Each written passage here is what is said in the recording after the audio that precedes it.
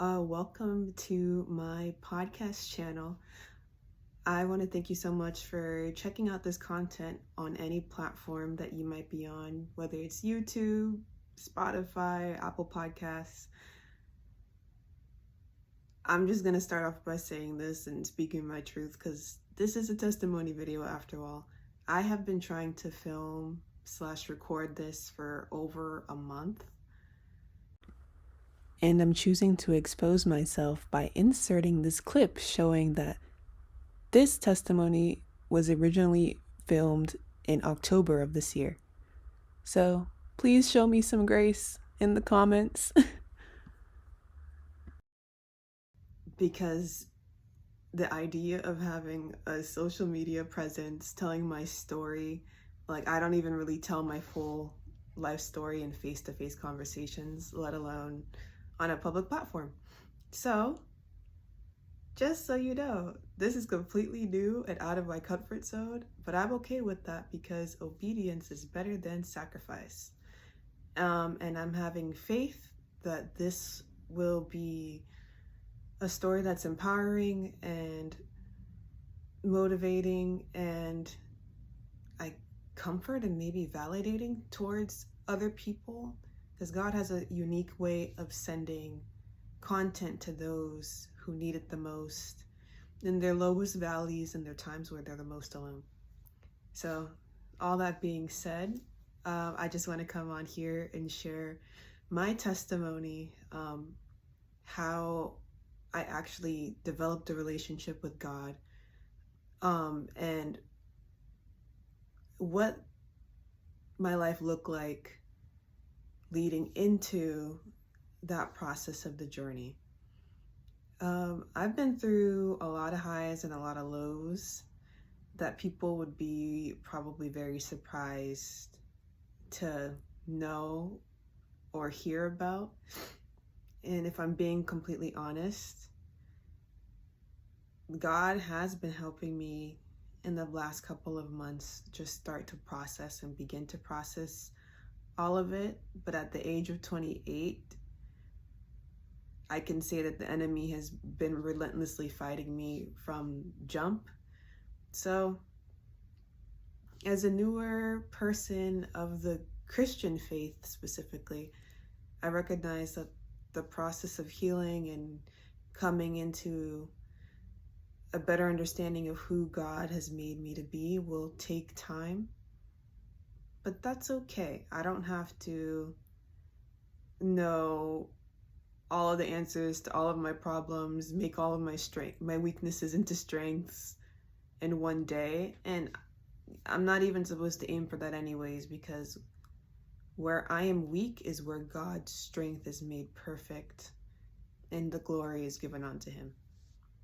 So with that, lots of talking, lots of ranting, but we always got time for worship and giving honor and glory to God. I would like to just start off by saying to everybody who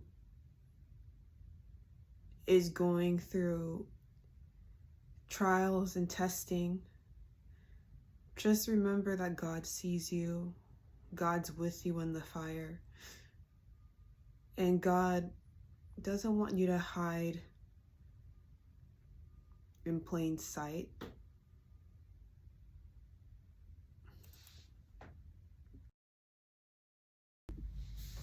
Okay, so let's start with childhood. In hindsight now, I realize that part of the reason, well, there was a lot of reasons as to why God was trying to break through to me and try to let me know that, hey, the path that you're on is it's continuing, and it's not within the plans that I have for you. Just my childhood environment was a lot. I grew up oldest daughter of a Nigerian immigrant family. We were, for the first half of my life, I would say, working class. Um, so there was a lot of survival mode in the household and a lot of expectation for me to pick up responsibilities and serve as like a second or third parent in the household. Um, there was also, just because of survival mode and because of what I think is generational curses in the family, a lot of toxic relationships between both family in my household and also with extended family, just not really being able to fully express themselves, be seen as individuals. Um, Also, a high propensity for narcissism and control. I feel like there was a strong spirit of rejection in my bloodline. My parents have really struggled, and there was a lot of struggle around even how the situation that happened and how I came into the world and how I was born, um, which I don't even know the full story on. So that's tea in itself. But I was born with some health conditions, um, including an eye condition. Strabismus is the technical medical term. Um, and that causes you to have weak eye muscles and can lead to blindness if it goes uncorrected. And so here were my parents, two immigrants, working class, living in America now, trying to navigate this complicated healthcare system, um, and having to take me in to get repetitive eye surgeries that didn't fully work or correct things. That as well put additional strain on the family, I would say, on my parents' relationship. And that was the beginning of where I began to feel like something was wrong with me and that I was a burden because of comments and things that would happen, like, stop watching TV, your eyes are already messed up, or you did this because you watch too much TV, or your glasses are so expensive. Just hearing comments like that over and over again made me feel like it was my fault and that I put so much weight on my parents that I'd have to make up for it somehow. Like, it created a sense of debt early. Before the age of 3, I had already had multiple eye surgeries.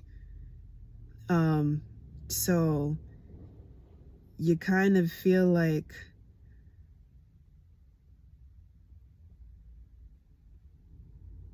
you're too much for your parents and you weren't what they expected or wanted to deal with. And I never consciously acknowledged that thought, but it was something that sat in my subconscious and was never really thought about, but it definitely shaped my relationship with them and kind of governed my actions throughout my life until God called me to step away. There was a lot of denial of emotions, denial of circumstances, denial of mental state, denial of how hard things were. Like, if something were to go wrong, we would not talk about it.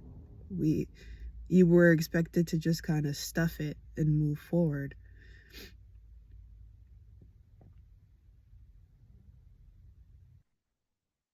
I tried to overcorrect this kind of sense of deficiency by almost becoming a bit of a shadow slash yes man and just being whoever my parents needed me to be in that moment. I would essentially be a shadow for my mom. I would dress how she wanted me to dress, letting her choose my hairstyles, letting her choose my clothing and outfits and what I could and could not wear, not on the basis of like modesty and age appropriacy, but even things of like designs and color schemes and patterns. It was very much so in alignment to what she preferred, not what I wanted to try or experiment with. I would always be a listening ear to any of her concerns or complaints or burdens of the day, agreeing with her and trying to get rid of parts of me that didn't agree. It was easier to be near my mom because she was more so open about having struggles and needing me as comfort versus my dad, who was more explosive. Things would be good, and then one day things would just be not so good, and he could become very critical and angry at things that he wasn't critical or angry about the day before. So that kind of up and down was a lot, especially for me because I was a very sensitive child. So over time and as I got older, it created a lot of distance and separation. One thing that did eventually cause me to have more tension with my mom was my love for music. One of our first big fights was because of my love for music. Music has always been something that has drawn me in. And I felt like in church, it was no different. I was lucky enough to go to a small Catholic church that had a good music ministry, choir ministry. And even though it was all adults and adult led at the age of 8, I was like, I want in. And so I joined an all adult choir at the church at the age of 8. Nobody in my family sang, nobody in my family was performative. So it was just a me thing. And at first, it was great because I just kind of enjoyed the atmosphere and enjoyed the opportunity to sing.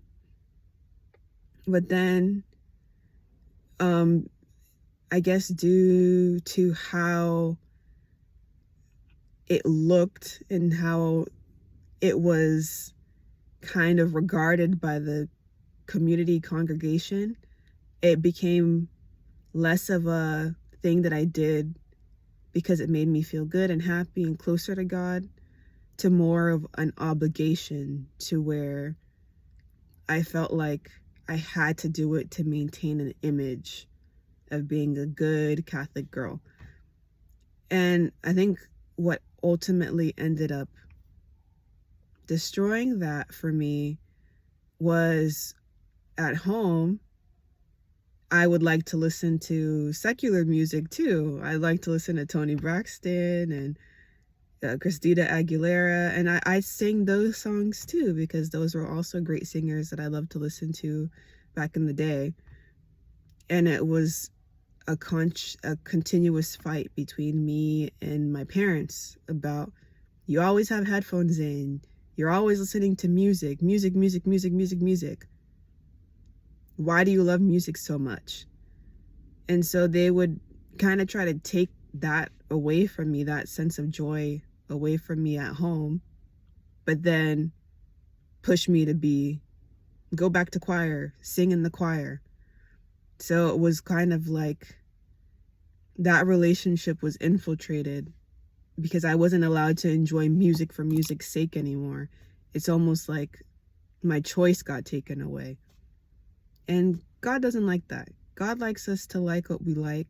God does like music for the glory of God. And secular music versus Christian music is a very complicated topic, but it wasn't about that. It was about control and keeping up appearances, I realize in hindsight. So I think about in middle school at about age 11 is kind of when I kind of said I had enough. I'm not going to be used as a prop, and decided to just stop being involved in the choir. So that sadly ended my time there. And that was kind of the beginning of, I think, our relationship dynamic changing too.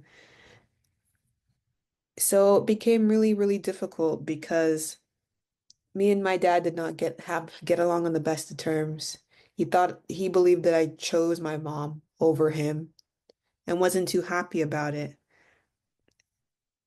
But he never actually pointed out the fact that she was controlling me in a different way than how he would be controlling and angry. So it was just really, really hard. I didn't feel like I could be close really and fully as myself to either of my parents.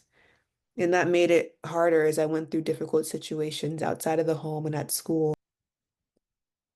It really did warp my desire to ask for help and basically killed it because doing so was always more stressful than just going without. One really sad example of this is growing up in middle school, particularly, I would always lose my wallet. And my wallet had my lunch money for the week. I'd be given like $20 or something to buy lunch money for the next week, or lunch money for the week or the next 2 weeks.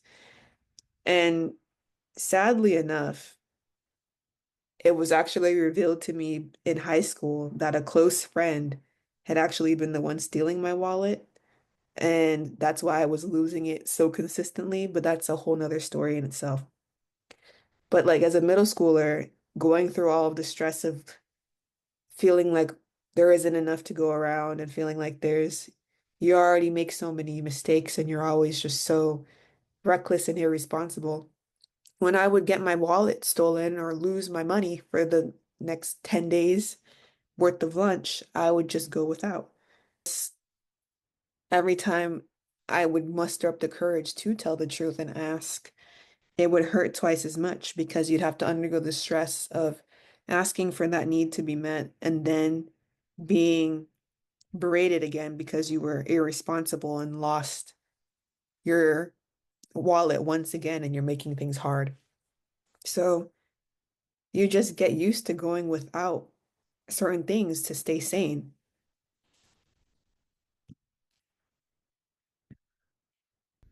Even though I didn't know that I could communicate directly with God and He would communicate back to me, I still had a lot of burdens on my heart that I would pray for during times of Mass where you would have dedicated prayer time or reflection time after the communion. And I remember just being, as I got older and older, like end of high school, throughout college, and even as throughout medical school when I would come back and visit my family on the weekends and go back to my neighborhood church for Mass. I just felt something push me sometimes to just unload the burdens that I would carry on my heart because I would go through a lot and have gone through a lot over the years. And I really have not had a chance to process it all, nor have I been able to just openly share everything with anybody except Jesus and except God in times of prayer. And so it wasn't a conscious thing that I ended up doing, but it was almost like a release valve. Like certain times I would go to church and it was almost like I was triggered into pouring out, asking God for His help, for His healing over my family, for Him to just bring a sense of peace and a sense of wholeness. Because there was always a part of me that knew that something was wrong with my family dynamic. I just did not know what it was. And I couldn't identify it And I couldn't understand why nothing was ever enough to fix it. Like, no matter what I tried to do to help out the family, always a new crisis would occur. There was always something else. There was always this need. It just always felt like we were in a shortage. Just never quite on the other side of the struggle, of the survival. So, yeah, I remember that I would sometimes even like cry in church when I was in my silent prayer, reflection, pouring my heart out to God time. But the way that the Catholic Church is, it's kind of emotionally detached. So crying and emoting and affirming in church, I just did not grow up around that. It was very much so, I hate to say it, but uptight. You kind of presented calmly, composed, and peacefully. And it's very much kind of a trip because it is about, I feel like, more appearances than anything else. You appear to be holy first. You do your sacraments. You do all the acts. But your actions outside of the church, nobody has to know about, and they should not judge. So it was just really hard to feel like my experience with how I was connecting with God, I almost felt like I had to kind of hide myself and gain composure. And that's not how God wanted things to be. And it's not normal that when you feel moved in prayer and you cry a little bit, that you feel like you have to hide it. It was never supposed to be that way. I think a second thing that God also was trying to speak to me through was through dreams, actually. And that was not something that I ever knew that God would be able to do. But for as long as I can remember, I've had this dream, reoccurring dream / nightmare, if I'm being honest, of me being in a car that is driving itself and cannot be turned off. Like, I'm literally in a runaway car. Whether it's the key breaks off in the ignition and you can't turn it off, the brakes don't work, always some variation of you are in a car running away that you cannot stop or cannot control. And what I learned recently is, in the last couple of months, through reading the Word of God and myself, watching sermons online, is that God can actually speak through you through dreams. And the reoccurring nature of a dream can indicate the urgency in which God is trying to communicate a message to you. So I would say since elementary school, I've had a dream consistently, several times, at least several times a year, I would say, of me being in a car that is running away. And I've come to now realize that that was God trying to tell me, your life is running away from you. The situation that you're in is not what I have for you. But of course, when you're young and you don't have a personal relationship with the Lord, He can't reveal those things to you. Crazy enough, though, I just remembered why I even started paying attention to my dreams in the first place in elementary school. And this story is just going to show the crazy way in which God works that we would be surprised about. But really, the reason why I started paying attention to my dreams was because I was introduced to dream interpretation by my crush in the second grade. So this is a crazy story, but it just goes to show how God works as our Father and will fill in the gaps as needed. My second grade crush was truly that homie, in that he really had my back. So one day when we were going on a class field trip, we had a very interesting bus driver who had a very interesting strategy on seating arrangements for the bus. And her strategy was boys and girls can't sit together because they have cooties and she doesn't want to see them being exchanged. So she basically forced boy and girl to be separated, had one row where all the girls were seated, one row with all the boys being seated, and it was 2 per bus seat. But I remember when she got to the last seat in the very back, she only had 1 seat left, but also had 1 girl left, which was me, and 1 boy left, which was my crush, to seat. And I remember she looked at the 2 of us and said, "You know what? This is fine. I don't mind it," and sat us 2 together. And at the time, I didn't understand why she might have done this, but he immediately got the memo, knowing that the reason why she wasn't making such a fuss about our seating arrangement being together was because we were of different races. I was black and he was Latino, but he appeared to be of the Caucasian race, if I do say so myself. And he was the one to point it out. And he was the one to say, "Sucks for her because I will really enjoy sitting next to you on this trip," and put his arm around my shoulders and everything. And you might be thinking, why would God sanction this as between 2 second graders?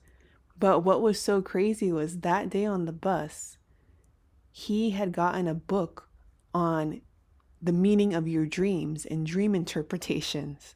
And so we were going through that book together. And so that was where I learned about, like, if you're flying in a dream, it means that you can feel on top of the world. Unless if you hit a tree, then that means that you're feeling like there's something in your side of vision, and just crazy things about how dreams can kind of give you a hint to what's going on in terms of your soul and your spirit and where you feel you're at internally.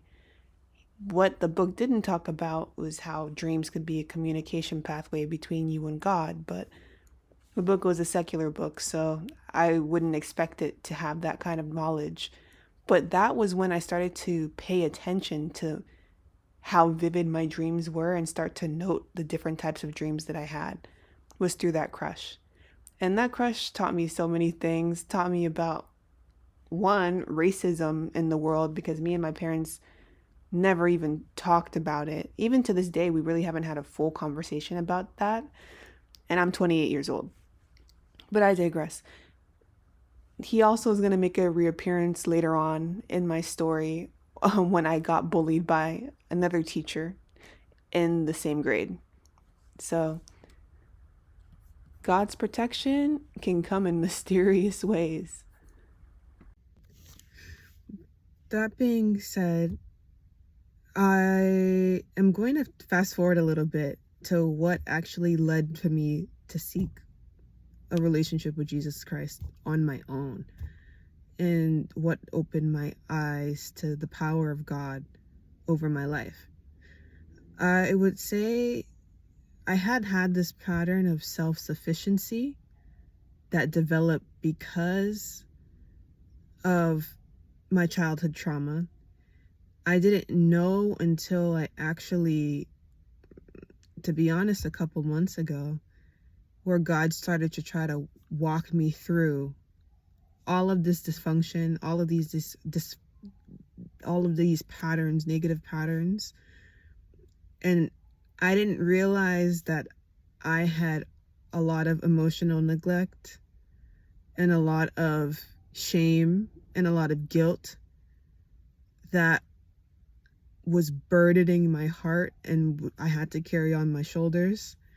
And that was pushing me to extreme levels of overfunctioning, overwork, and taking responsibility for other people's feelings and emotions that weren't my own. And I didn't know why that felt so normal.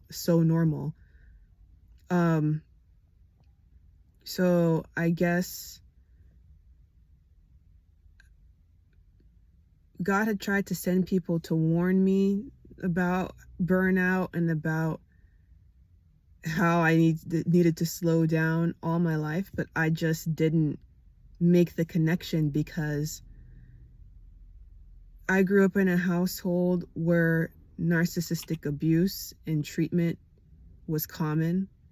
A lot of gaslighting, a lot of shaming, a lot of her. It's not even just I felt. It was said and communicated to me in so many different ways that I owed my parents for being born. I owed them because I existed. They're not living the fullness of life they would have lived if not for me being born, and that when I was born, things didn't go as they expected. And I didn't ever hear that connected together. I heard it as bits and pieces when times were hard or when there was frustration. But you always kind of do feel that level of a little bit of hostility underneath it all. But then narcissism and that spirit of pride is so tricky in that it knows how to hide in plain sight. It hides very, very, very well. So I didn't realize all of this. It was just what was going on underneath the surface. It was ultimately God that brought that revelation to me. This is so sad to say, but I really didn't even realize how abnormal my life was. But at the same time, I think I knew subconsciously because of how good I was able to hide it in plain sight. No one really cares. At least that's what I felt on the inside. No one really cared. And in fact, if I didn't perform, I was essentially of no good and of no use.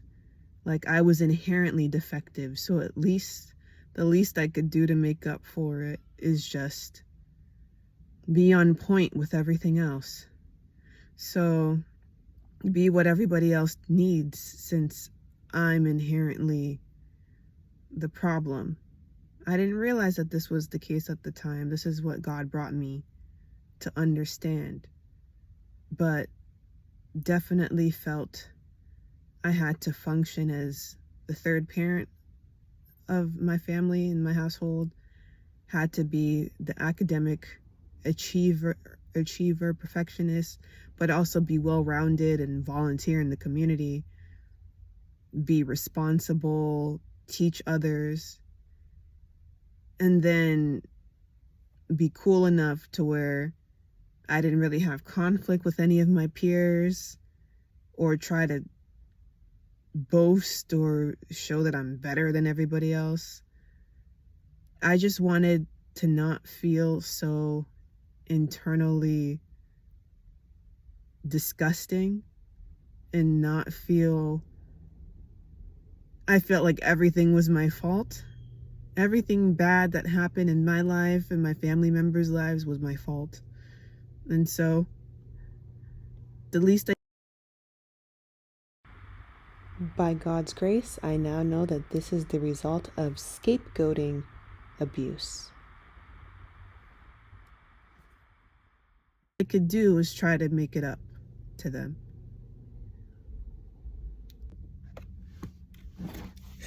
So funny enough, one thing people often say to me is like, dang, you've been in school for a long time. Like you've been in like 10 years worth of college.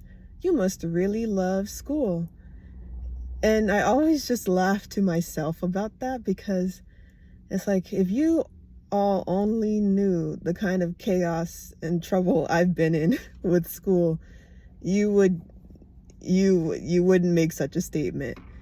But all that to say, I've always really loved learning, and I've always been really blessed and favored by God in that I can learn a lot of information in a quick amount of time. The learning curve with me, it's like slow, but then it can get steep pretty quickly. So that's definitely a blessing from the Lord for sure.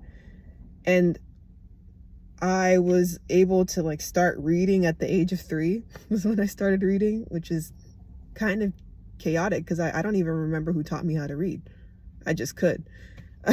But I also don't remember a lot of things from when I was really young, so another story for another day. But even though I was smart, I was considered a problem child in school for pretty much forever. It started as early as first grade. I was constantly having teachers call parent-teacher conference meetings and write evaluations and marking me down for my citizenship grades because I didn't recognize this about myself because I thought I was a good student. I liked being in class. I liked sharing and raising my hand and participating. So I didn't know what the issue was and why my citizenship would say like needs improvement or satisfactory sometimes if the teacher was nice. But then I would get comments or hear from and read in evaluations that it said I was talkative or distracting to other students, or just distracted myself, like doing other side missions, like working on drawings in class. And it was because I just really would get bored in class a lot of the time. And I'm still kind of like that, unfortunately, to this day, where it's like I kind of need something else to do to keep me entertained while I'm doing schoolwork, or just I need something really challenging enough to where it triggers my focus to be on it.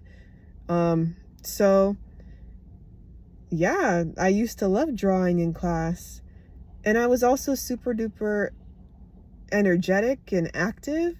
So my parents would also get called for things like me jumping off swing sets or jumping off the top of a slide because I was dared to do so by another student, crazy enough.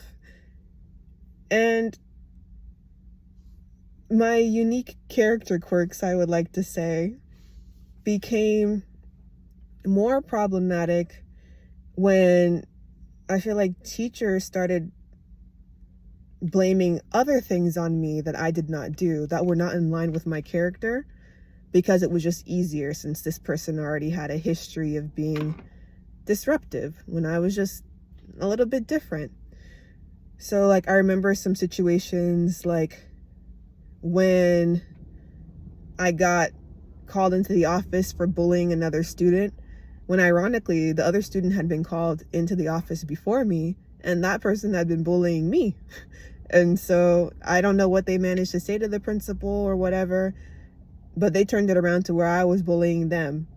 And because I've already have this history of being super talkative, it makes it easier to believe. Even though I was being bullied and didn't know how to fight back against these people that were bullying me. And I would just keep that quiet and try to go play tetherball or something to keep my spirit up. And then I also remember being blamed for like writing a degrading note about a teacher in class. And again, wasn't me. That's not something that I did because I really love school. I really love class. I actually like my teachers, even if they were mean to me, because they gave me an opportunity to be in school. So why be mad? And I remember even like a classmate stood up for me. It was my second grade crush. And said it wasn't her that did it. It was the other girl at the table who had passed me the note that did it. And the teacher just didn't care to investigate. And that became a trend to where like something would go down, and I hate to mention it, but I think it's relevant. I was often also one of very few Black girls in my classes, if not the only Black girl in my classes in elementary and middle school. So I definitely stood out. I stood out for good reasons, and I stood out for some maybe not so good reasons. So I think when you just were visible in that way, you become the target person to just pin everything on. It makes it easier for the teachers to just kind of assign any kind of chaos happening due to it, you, rather than doing their due diligence and like looking into things and seeing who actually needed to be disciplined for that. So yeah, while I was crazy and a little bit all over the place, I I don't remember being a mean-spirited kid. So that was hurtful. It was also extremely hurtful because my parents kind of did not understand it. They would just resort to physical discipline, basically, because they felt embarrassed about being called in and having these kind of notes being sent. And so they were trying to clamp down with physical discipline rather than give me a chance to really explain myself or explain what happened or explain the dynamics between me and this teacher and how I felt like sometimes the teacher was bullying me.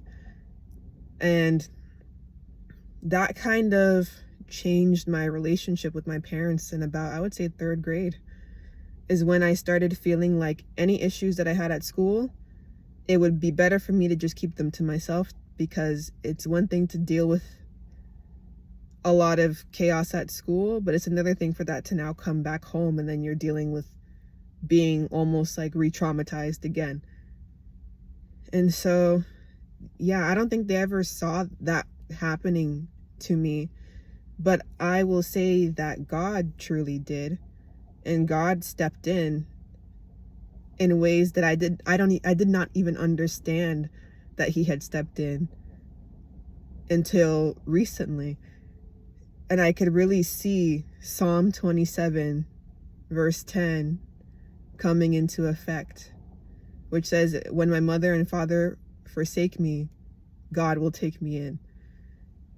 And it's crazy because my elementary school environment was kind of the end of that up and down classroom chaos behavior. Once I got into middle school, I was much more independent in that, like, I would pack my own lunch, walk to the school bus in the morning, do my own homework, and then God placed me in the AVID program, which is like a college preparatory program to help students from disadvantaged backgrounds, or really anybody who's interested in wanting help to go to college. Don't have to be disadvantaged background or a minority student. But it would really change my life in that I actually would develop structure on how to be a student and how to be organized through that program. I was an AVID student from 6th grade to 12th grade. Like, I was in AVID for 7 years. Once I was in it, I never left. And it really did help me because I think underlying, I had an ADHD type of personality, and I definitely needed structure, but I did not know that. And I don't think anybody around me recognized that because I could get away with it by still having good grades. And so I would have good grades, but I would have no sense of like organization or remembering my assignments, due dates, things like that. Like, I was always at the last minute rushing or losing something and having to explain why I lost it. But that all pretty much changed when I started having to do like binder checks and tutorials. And a lot of people say AVID is a lot of unnecessary work, but if you're a person who is in need of structure, it really does a lot to kind of help you be grounded. Even just the fact of Cornell note-taking. Cornell note-taking really allowed me to actually be able to sit still in class and just focus, because my goal was always to make a complete study guide, beautiful Cornell note package by the end of every class. So I got really, really good at note-taking because it was a way to kind of dual process and challenge myself while sitting and learning. So that kind of helped me a lot. And even to this day, I still take Cornell notes. I'm studying for USMLE STEP exams right now, and I still take Cornell notes to get the information in my brain, especially if I'm like overwhelmed and I feel like I'm extra distracted or extra bored that day. It's almost like a grounding technique because I've been doing it so long. And it's only God that knew that I needed that. My parents always knew that I needed to go to college, but I'm first generation American. They're immigrants from Africa. So they really had no idea of how to help me or guide me on that path or give me the structure to be disciplined enough and organized enough to do well and go to college. And that program really did change my life and bring positive teachers and positive people around me that showed me college is a real possibility for you. So that was really the hand of God at work in my life. One of the first times I can recognize the hand of God at work and putting everything to work together for my good. Another way I feel like God really helped me to have more structure and discipline in my life is through sports. I'm super thankful that I grew up in an area that had affordable options for me to play on recreational sports teams, and I was able to do so much. I did soccer, volleyball, basketball, track throughout like recreational sports growing up and then in high school. And I never really had a passion to become a professional athlete or play for a college team, but I'm truly thankful for the opportunity to have played because it taught me how to be more receptive to feedback, to get more mentorship and coaching, and to be a student in kind of a different way and use a different part of my brain.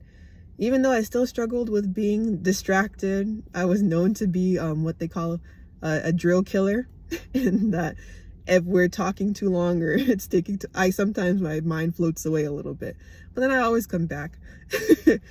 And I don't know, it definitely did help me also with having just overall physical health and mental clarity, and just less of a sense of restlessness because you're practicing 2 hours every day. So you're really challenging your body and developing a foundation of strength and health in ways that are fun and allow for friendly competition, which I love.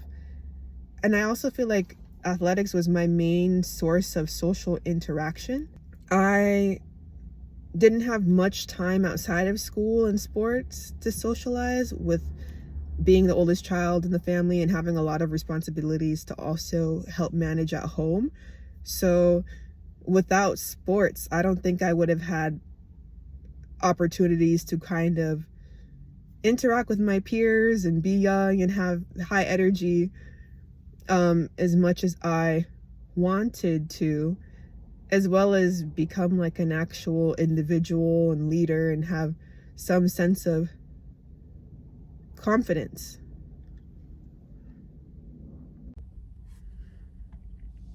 I'm really thankful that I didn't have more injuries than I actually did have in sports. I didn't tear anything or break anything until my senior year basketball season, when I tore my ACL in a game.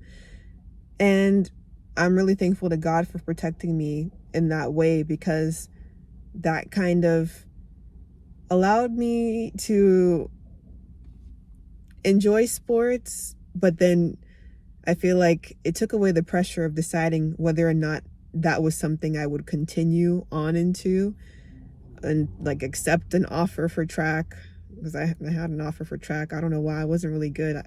I wasn't a good thrower, but I had the chance to kind of decide and say, no, I really just want to go to college and focus on my academics and figure out what career path that I actually want to be on. Because at that time, I really didn't have a clear idea of what I was going to go to college to do. And I was all over the place. So I knew I needed more time to focus. But I also will say that I'm thankful for all of the chaos and the aftermath that came with having torn my ACL, because it really was a season in which I got to increase my discernment and see which of my peers and which of the people around me really supported me for me versus who was waiting for an opportunity for me to be rejected or for me to be kind of pushed away because I'm of no use anymore now that I'm not actively playing and supporting the team. And it was just really interesting senior year to see a lot of people's true colors come out, friends, teammates, and see who really wanted you to be around versus who just wanted you to be close for benefits. And that time really did wake me up to be just more aware. I wish it made me more careful and more selective in choosing who I let in and out of my life, but it didn't. I'm still learning that lesson to this day. But yeah, I'm also thankful for sports because that was kind of my introduction to the field of nutrition, especially in high school. That was when I really started to learn about like your macronutrients and eating protein and reading a bunch of articles on MyFitnessPal while I was trying to track all of these macronutrients and things like that. And it was very much so needed because I had developed very, I would say, disordered eating patterns because of things that I had gone through in school prior. And I was definitely struggling in middle school. I definitely struggled with, I think, underlying body image issues as well. As like, I'm not a good sleeper and I'm not consistent with my exercise, but one thing I do love is lots of vegetables and lots of fruits and high nutrient dense food, avocados, good protein. I really feel like my diet is the only reason why I'm like able to stand up and walk and have productive days and bounce back from any flare up of my other chronic health issues that I deal with. Nutrition is so important, and it's really, that is God's medicine for us. But that's another video that I hope to talk about more. So yeah, I feel like that definitely shaped my interest moving forward into what I would end up studying in college and as a graduate student. My high school wasn't a science-based high school. It didn't really have exposure to like scientific research concepts or the field of nutrition at all. So I was self-learning about what I was interested on my way out the door. But yeah, I'm still learning more about how to take care of myself every single day. I'm still trying to learn how to be consistent and prioritize rest and also prioritize just holistic health, being strong and well balanced rather than chasing an aesthetic. And I'm really thankful. I'm really thankful that even after tearing my ACL and having to be careful about what exercise types that I do to avoid re-tearing my ACL, especially since I never actually did proper rehab after tearing it and getting it surgically repaired. I think I did like 2 months of physical therapy, unfortunately. God brought other disciplines and other ways to be athletic to me because it's definitely been important for me to maintain like my mental health and my physical health. And I'm very thankful for aerial arts because that's my go-to right now. So, yeah. To be honest, sharing this video is really tough for me because of the vulnerability about what I shared about my experiences. And I just want to say, the way that I'm explaining my story in this video is very opposite to how I've shown up as a person in life. I've definitely developed a tough outer shell, known for just pushing past adversity and obstacles, for getting to the next accomplishment and getting to the next goal. And to be honest, there's a balance required when you do that. You definitely do want to push past adversity, especially if you know your potential in life is for more. You know that God has greater for you. You can't let the opinions of other people, even if it's your parents, your rest of your family, your teachers, your peers, stop you from achieving more if you know you have more in you. But at the same time, I'm learning with God that it is actually very important to process what you've been through instead of just pushing it down and pushing past it, because a lot of life lessons are found in our mistakes.